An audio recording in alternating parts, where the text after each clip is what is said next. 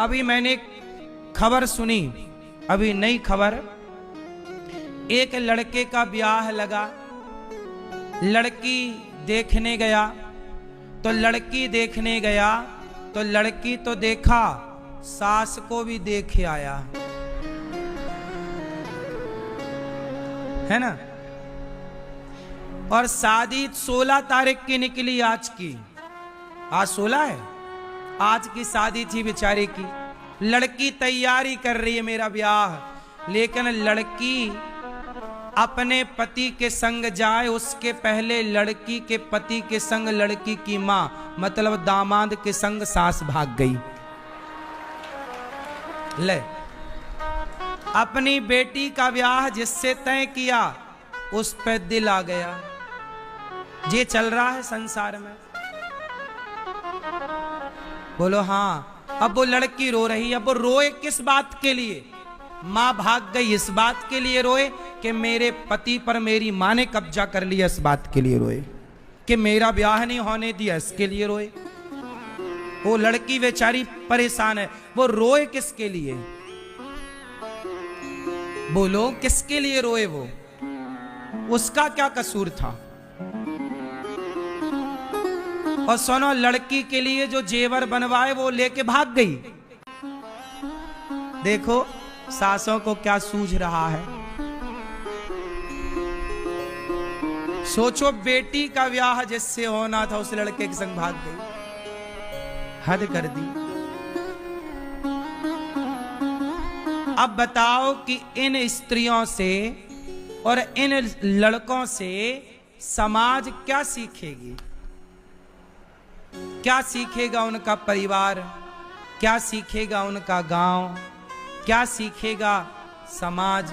इसलिए कोई भी कार्य करने के पहले ये सोचिए कि आप भले अपनी गली मोहल्ले में कोई काम करते हैं, पर वो काम का प्रभाव सारे समाज में, देश में पड़ता है। आज ये घटना जो सास अपने दामाद के संग भाग गई, ये घटना सबको पता चल गई, जबकि वो एक छोटे से गांव की घटना थी।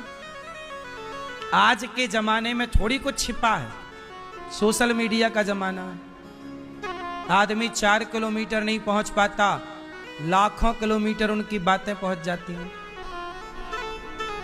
इसलिए बिना विचारे जो करे सो पाछे पछताए, और काम बिगाड़े आपनो, जग में होत हंसाए। इससे क्या मैसेज मिला? अच्छा ये बताओ, उसकी लड़की की मां अपने दामाद के संग क्यों भाग गई? इस क्यों का उत्तर आप लोग दो। क्यों भाग गई? काय के लिए भागी? बोलो, काय के लिए भागी? क्यों भागी?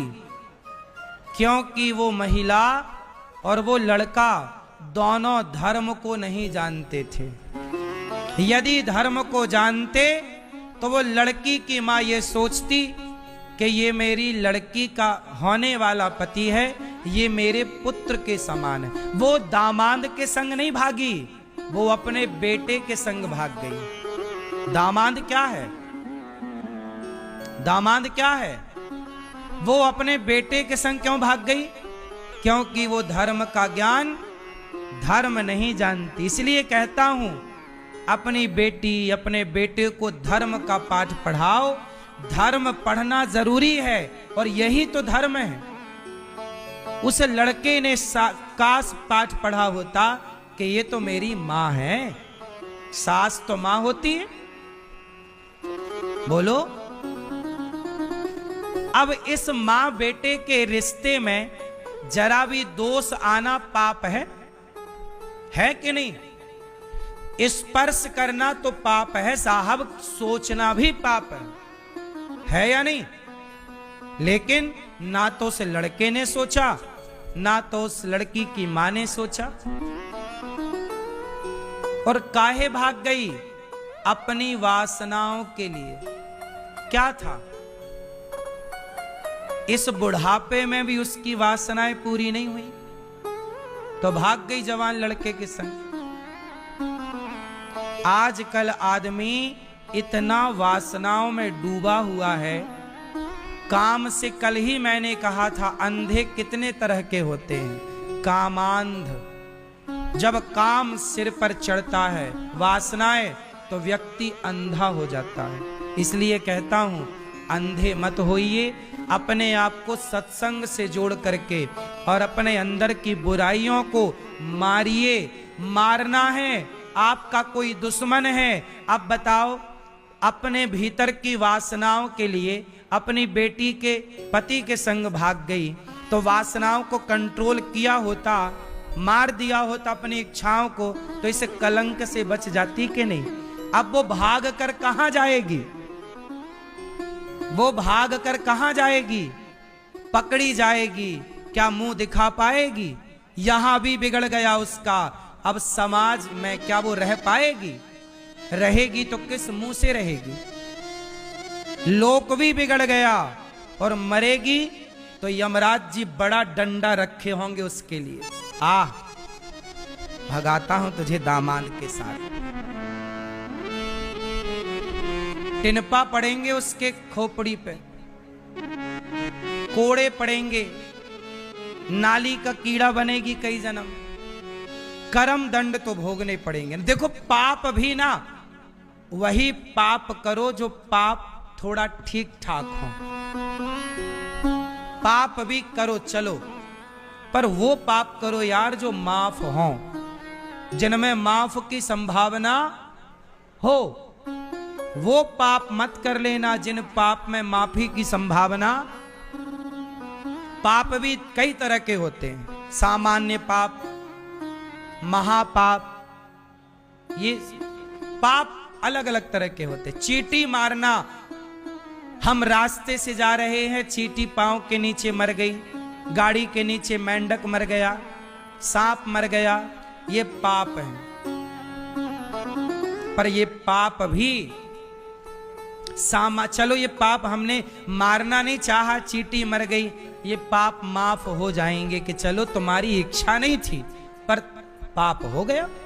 हमने जानकर झूठ नहीं बोला पर झूठ भूल गया, चलो ये सब सामान्य पाप हैं, ठीक है। लेकिन ये पाप क्षमा ना होगा कि तुम अपनी जवान बेटी को छोड़कर, बच्चों को छोड़कर इस बुढ़ापे में तुम किसी के संग भाग जाओ।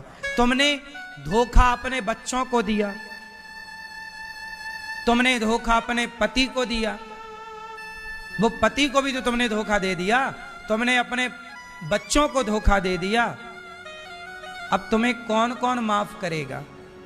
इसलिए ये बड़ा पाप है, इसकी कोई माफी भी नहीं है, भोगना ही पड़ेगा।